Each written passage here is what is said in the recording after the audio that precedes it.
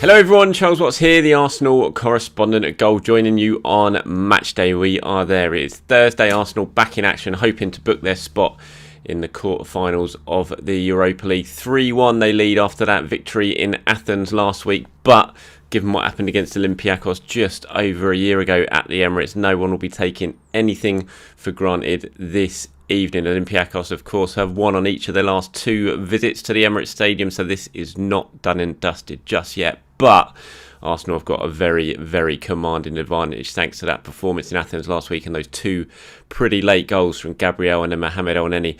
So that's 3 away goals Arsenal have got going into this one. You would hope, fingers crossed, that is enough to get the job done. It's certainly a more commanding lead that they had this time last year against Olympiacos.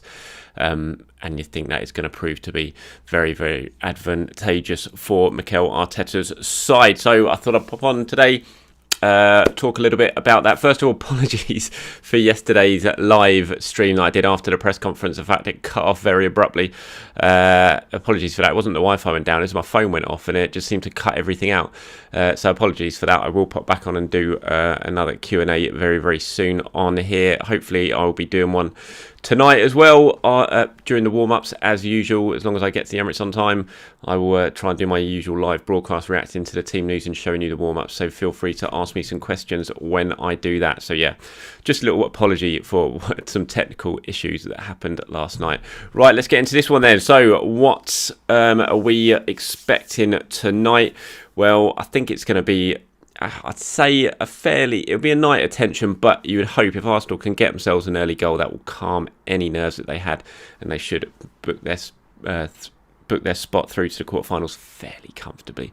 Let's face it, I didn't think Olympiacos were that great last week, and those 3 away goals, they are huge for Arsenal, so you'd expect it to be enough. But Mikel Arteta certainly not taking anything for granted. He says, we went out of the tie last year because it was open and then we had to manage the game in the last few minutes. We conceded 2 set pieces on that day and we missed some big chances. When you do that, these ties are defined in both boxes, and we didn't defend the tie when we had the opportunities. We know that tonight we're going to have to do that better. So Mikel Arteta calling for his side to be better in both boxes tonight than they were last year. We all know that big miss from Aubameyang, which would have sent Arsenal through last year, just after they'd just basically the defence had parted and allowed El Arabi to score the winner for Olympiacos. So Mikel certainly wants to see it better than what his side produced last year, and he certainly wants to see better than what they produced in the final 10-15 minutes against Spurs at the weekend, when they all did their best to throw away the victory.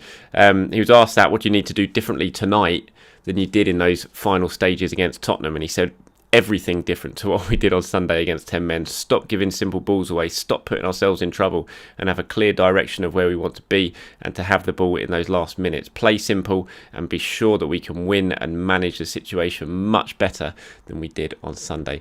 I think we're all in agreement here that Arsenal need to make sure they don't perform tonight like they did in those closing stages against Tottenham, because let's face it, they are awful. They played so well for 70-75 minutes and then just completely lost their heads, didn't know how to play against 10 men, sat deep and invited Tottenham on, and almost were a post width away from not winning the game, which they should have won comfortably. So Arteta very much aware that his side need to play better and manage the game better than they did last week against Spurs, and you would expect they would. I think that was a bit of a one-off. I think it was the fact it was a North London derby at the weekend, and they'd put so much into that first 70-75 minutes. I think it all just got a little bit too much from after the 10 men, after the red card, and they probably thought, oh, we've got this done now, and then suddenly Tottenham pushed on and Arsenal didn't really know what to do. But I'm not expecting them to do that tonight, and also Olympiacos don't have the quality going forward than Tottenham have, let's face it. So I think it should be a more comfortable evening today. Fingers crossed, and I hate saying that when it comes to Arsenal, because as we all know, they've done their best over the years to show they can manage to lose games that you think they have won, but hopefully tonight I think they're going to have too much to really struggle against this Olympiacos team. Right, team news ahead of that game looking very, very good. Obviously, we have the doubt over Bukayo Saka. Mikel saying yesterday that he was going to have a test and then make a decision. He wasn't in the training pictures yesterday, which possibly suggests that maybe he's not going to be ready for today. I said it yesterday, I don't think you risk Saka. Even if he is all right, I think you don't risk him in this one. If there's any issue with a hamstring, you let him rest, you give him a few more days and then prepare him for the West Ham game at the weekend. You just don't need to take any risks. You're 3-1 up. You've got players like Pepe, Willian, who can come in, Smith Rowe, Odegaard, all of those players can now rotate in those positions. You just don't need to risk Bukayo Saka in this one. So he's the only real doubt for Arsenal. Everyone else, Mikel's saying, hopefully going to be fine for the game. So team news wise, Arsenal in very, very good shape. Just on Bukayo Saka, Mikel was asked yesterday about England, because England got 3 games in 6 days next week, which is absolutely mind-blowingly bonkers. In this mad season where fixtures come in thick and fast, to squeeze 3 games into 6 days is absolutely mad. I'm sure Gareth Southgate will probably use completely different teams for some of them, especially when you consider the first games against San Marino, and you could basically play your under-21s team and win that game. So you would think he's going to manage the workload carefully, but still, it's just mad that they got 3 games in 6 days. And I mean, if he's fit and given the all clear, you'd expect Saka's certainly going to be involved in that England squad. And Mikel was asked, are you concerned about the workload he might have playing for England given this injury and the fact they got 3 games in 6 days? He said, I don't know. We have 2 games to play before then, Olympiacos and West Ham. If he participates in them, then there is always a risk. So ask me that question after West Ham. So that's what he's asking about, whether he's worried about Saka potentially linking up with England. And he was also talking about, when you talk about those international schedule and the 3 games in 6 days, Mikel really not happy with that. He said, I think it's a bit too much in general in a normal year. So this year, I think it becomes something really dangerous with the amount of minutes these boys have played in such a short space of time with no preparation. I don't think it's right, but we're not going to change it. The decisions have been made and the games are going to be played. So it's just about how we protect our players in the best way possible. Understandably, Mikel Arteta very worried about the international fixture. I just think it's mad that they're having them. I know you've got to find a way of squeezing them in at some point, but just seems mad at the moment when Europe's about to go into a 3rd lockdown by the looks of it. There's just cases all over the world, and you're sending your players all over the place, and not just worried about coronavirus, but you're also asking them to play, some of them, 3 games in 6 days. It just seems absolutely mad to me. Surely you look, common sense prevails in this situation, and you look to find a solution with international football at the moment, given we're in the middle of a global pandemic. But who am I to say that? But understandably, you can see why Mikel's upset, and it's not just Mikel, it's other managers as well. And I think they're all going to be sitting there with their fingers crossed. I mean, imagine if Saka gets injured playing for England; it'd just be an absolute disaster. And it's not just Arsenal. Obviously, as I said, all managers are going to be sitting there thinking about it. So, yeah, understandably, Mikel very, very concerned about that. Hopefully, we can just sit back and watch Saka play well when he goes away with England and he doesn't have pick up any injuries. So, we will see on that one. Back to tonight's game, let's look at some of the key decisions Mikel's got to make. And he's got quite a few of them to make, I think, because obviously you've got that game against West Ham on Sunday. You've got the added protection of 3 away goals and a 2-goal lead. Do you make some changes for this one? Do you rest? Do you rotate? He tends to go very strong in the Europa League and then rotate more in the Premier League. We saw that in the game against Leicester when he basically made 6 or 7 changes that game, didn't he? And played the B team, you'd have thought. Leicester, and Arsenal still won that 3-1, did very, very well. But he went strong in the Europa League, and I think he will again. I think there might be a couple of changes today. Like I said, Saka I don't think will play, so you're going to see Pepe on the right, I would imagine. But I don't think he's going to make wholesale changes. I would say he's probably going to make more changes against West Ham at the weekend than he does tonight. I will go through my predicted 11 at the end of this video. So he's got some big decisions to make, like right back. Obviously, I think Hector will probably come back in tonight and play, but then potentially you could move Cedric over to left back and give Kieran Tierney a rest ahead of the weekend. At centre back, you've got big decisions to make because Gabriel and David Luiz, it seems like he's got 2 different partnerships for these games now. He'll play Mari and Holding in one game, he'll play Luiz and Gabriel in another. Obviously, Luiz and Gabriel have played the last 2, so do you rotate tonight and play Mari and Holding and then have Luiz and Gabriel play against West Ham? So I think that's a big decision for him to make. And then also you've got what happens up front. And when I talk about what happens up front, I mean Pepe on the right instead of Saka. Do you start with Lacazette or does Aubameyang come back in and play Do you play Willian on the left? Do you give one of the number 10s a rest, potentially Odegaard, who's played a lot of minutes recently? Do you move Smith Rowe in back into the number 10 position and go with Pepe, Smith Rowe and Willian behind Aubameyang or Lacazette? So really interesting decisions for Mikel to make tonight, and I'm very intrigued to see what he's going to do. Like I said, I've got a feeling he'll go stronger tonight and he'll potentially rotate at the weekend, do very similar to that he did in the week leading up to the Leicester game. Right, before I get onto my predicted 11, let's quickly talk about Gabriel Martinelli, shall we?